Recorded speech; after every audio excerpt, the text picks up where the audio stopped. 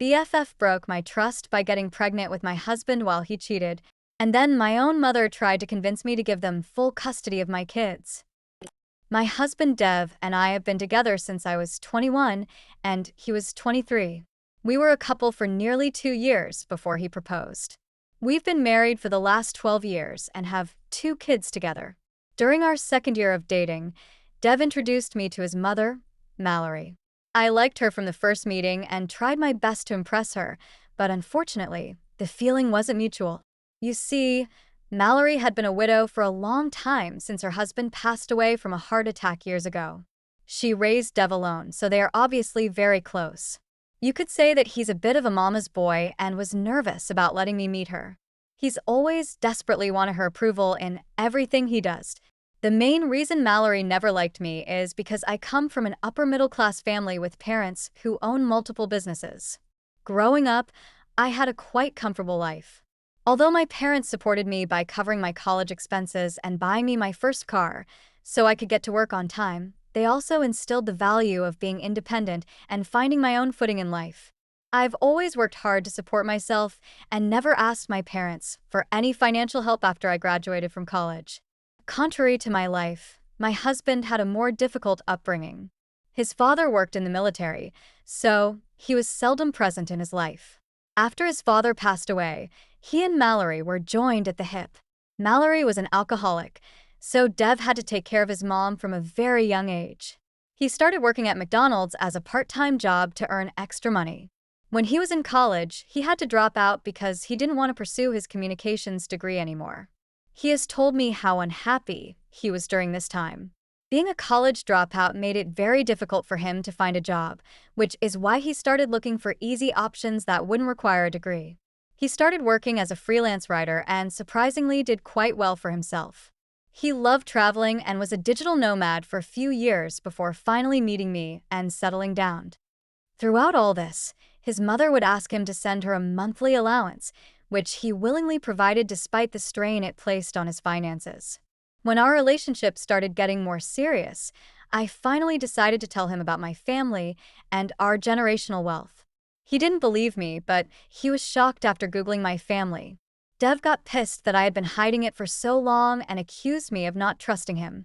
I tried to clarify to him that a lot of people in my past wanted to be with me because of my family, which is why I had learned to wait before revealing my wealth. He understood and was mostly fine with it, but occasionally he would taunt me about how I never had to try as hard or how I would never know how it feels to work hard. This would really offend me because, despite what my parents had offered me in life, I did work hard to establish myself in my field. I loved managing influencers and brands, and this is how I funded my entire lifestyle without needing my parents' help. Dev never understood this, and this should have been my first red flag. When we decided to move in together, Dev was quick to say that he should move in with me since I had a bigger place. I agreed, and then started discussing how we would split the rent. But Dev didn't like that. He started telling me how little he earned as a freelance writer and that because I come from old money, I should prove my love for him by helping him out. In this case, he wanted me to pay for his share of the bills and rent. I told him that, although I didn't think this was fair, I could cover the rent, but he would have to pay his own bills. This made Dev raise his voice at me, and he went off on a rant about how I was selfish and that if I didn't agree to pay his bills, it would show how cruel I was. We argued back and forth, and I finally caved in. I had to cut back on a lot to pay for all our bills, but I was madly in love with him. Meanwhile, Dev continued sending his mother a monthly allowance and buying her extravagant gifts.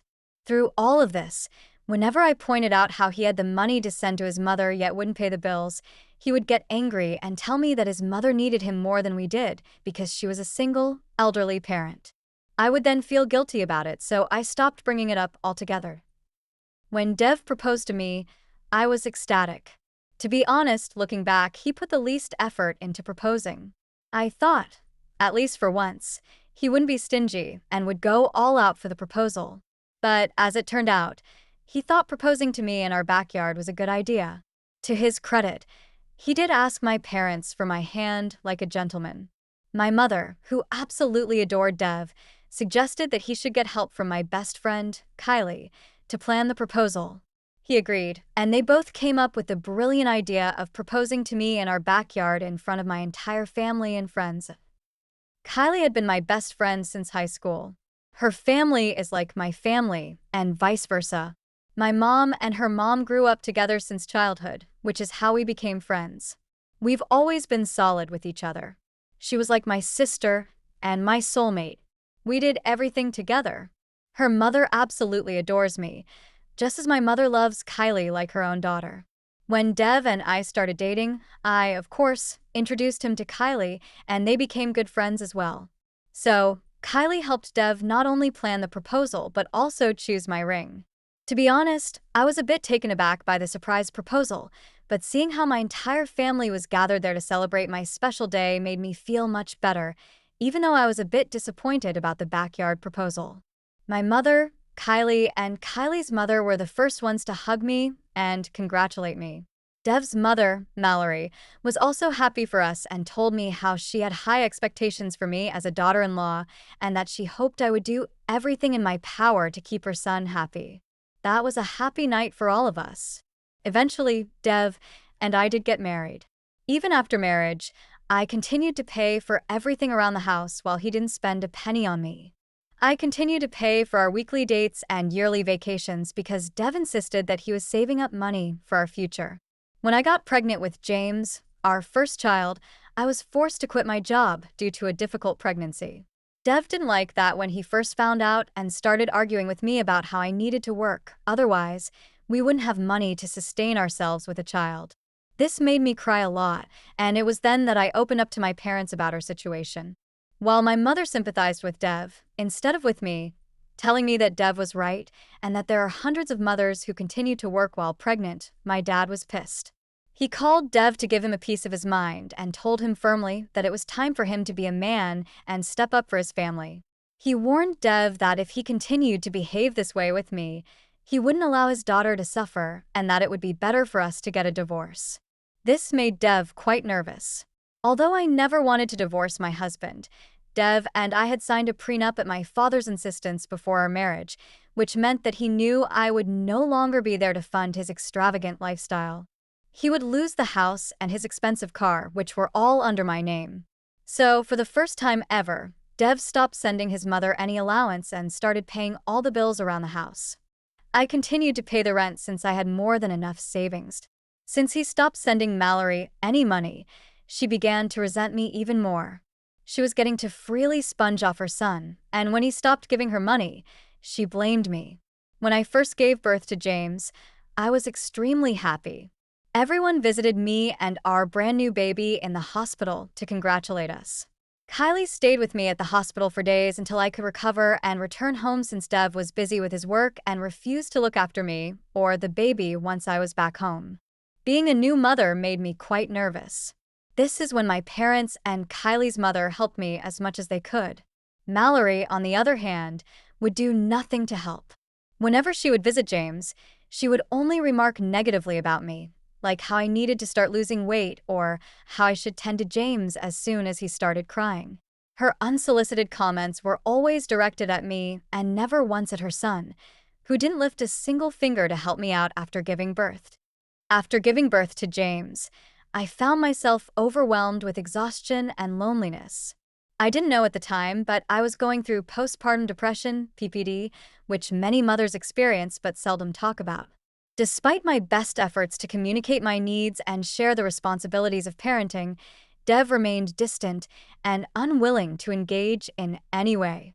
He would tell me that it was solely my responsibility as a mother and that he didn't want to have to do anything to help. Things became more complicated when Mallory started telling everyone in the family how difficult it was for Dev to handle all of the pressure that came with taking care of me and our son.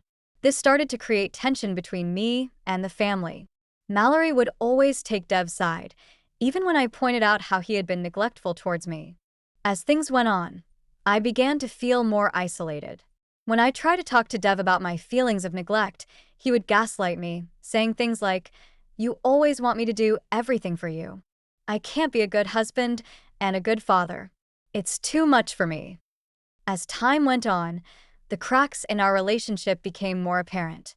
Dev's behavior only got worse, and I began to realize that he wasn't the man I thought he was when I married him. His once charming, caring personality had shifted into a cold, distant, and selfish demeanor. I couldn't ignore the way he treated me any longer, but I felt trapped, unsure of how to fix things. I had always believed in the strength of our relationship and tried to hold everything together, but it was becoming impossible. Then, one day, my world completely shattered. I had been noticing some unusual behaviors from Dev. He would leave the house for long periods, claiming it was for work, but I had a sinking feeling in my gut that something wasn't right. I tried to ignore it at first, telling myself I was being paranoid, but the feeling grew stronger. One evening, after a particularly tense argument with Dev, I decided to confront him. I asked him where he had been, and his response was a lie that didn't sit well with me. The next day, I hired a private investigator. What I discovered was nothing short of a nightmare. Dev had been seeing someone else. It wasn't just a one-time mistake. He had been having an affair for almost a year. The woman he had been seeing was none other than my best friend, Kylie. The betrayal was unbearable. I couldn't believe that the two people I trusted the most had been lying to me for so long. Kylie had been there for me through everything, during my pregnancy, my recovery, and the struggles of motherhood. She had acted like a sister to me, always offering advice and support. And Dev, the man I had given everything to, had been sneaking behind my back, betraying me in the worst possible way. I was devastated. But as much as the pain of their betrayal consumed me, something inside me also clicked. This was my wake-up call. I had spent so many years giving everything to Dev, trying to make him happy, and putting up with his neglect and emotional abuse. But now I realized that I deserved so much more. I deserved respect, love, and loyalty. And I wasn't going to let them destroy me anymore. I didn't confront either of them right away. Instead, I took a step back to process everything. I reached out to my parents and Kylie's mother, who had always been supportive of me. When they heard the truth, they were shocked and appalled. My mother was furious at Dev, and Kylie's mother couldn't believe what her daughter had done. My father, who had always been protective of me, was livid. He immediately offered to help me with whatever I needed, including financial support to leave Dev if I wanted to. I took my time to make a plan. I knew that leaving Dev and Kylie would be messy and painful, but I was no longer willing to sacrifice my happiness for their selfishness. It was time for me to take control of my life. A few weeks later, I finally confronted them both. It was a cold evening when I sat them down one by one. It started with Dev. When I confronted him about the affair, he didn't even try to deny it. He seemed more concerned about the consequences for himself than the pain he had caused me. He begged for forgiveness, but I was beyond forgiveness. He had crossed a line that I couldn't unsee. The man I married was gone, and in his place stood a stranger who didn't care about me at all. "You betrayed me, Dev," I said through clenched teeth. "You lied to me, you deceived me, and you destroyed everything we had. I gave you everything, and you repaid me by destroying my trust." I didn't give him a chance to speak. I knew I had made the right decision, and it wasn't about hearing any excuses from him anymore. Then, I confronted Kylie. Seeing her face when she realized I knew the truth was almost as painful as the affair itself. She was quiet at first, and then she began to apologize profusely. She told me that she never meant for things to happen this way, that she was just confused, and that she still cared about me. But her words felt hollowed. "You were supposed to be my best friend, Kylie. You were supposed to be the one person I could always trust. But you chose him over me, and that's something I can never forgive," I told her, my voice shaking. "You've lost me as a friend, and you've lost any chance of fixing this." The hardest part was seeing how devastated she was, but I knew that this wasn't about me feeling sorry for her. It was about me taking back my life. I couldn't allow myself to stay in a toxic friendship just because it was comfortable. She had broken my trust in the most cruel way possible. After our conversations, I packed my things and moved into a small apartment. I knew it wasn't going to be easy, but I also knew it was the only way I could begin to heal. My family was supportive, and they helped me every step of the way. Over time, things began to improve. It was a slow process, but I was finally starting to feel like myself again. I focused on my career, spent more time with my children, and built a life without Dev and Kylie in it. I started seeing a therapist to help me process my emotions and rebuild my self-esteem. The more I worked on myself, the stronger I became. A year later, Dev tried to reach out to me. He sent messages apologizing and begging for another chance. But I had no intention of going back to him. I had learned the hard way that he wasn't the man I thought he was, and I couldn't allow myself to go through that pain again. As for Kylie, I cut ties completely. There was no space for her in my life anymore. The betrayal was too deep, and I couldn't continue to allow someone who hurt me so profoundly to be a part of my future. Through it all, I realized that I had the power to rebuild my life. I didn't need to rely on Dev, on Kylie, or anyone else. I had my own strength, my own resilience, and a newfound sense of independence. The road ahead was still long, but for the first time in years, I was excited about the future.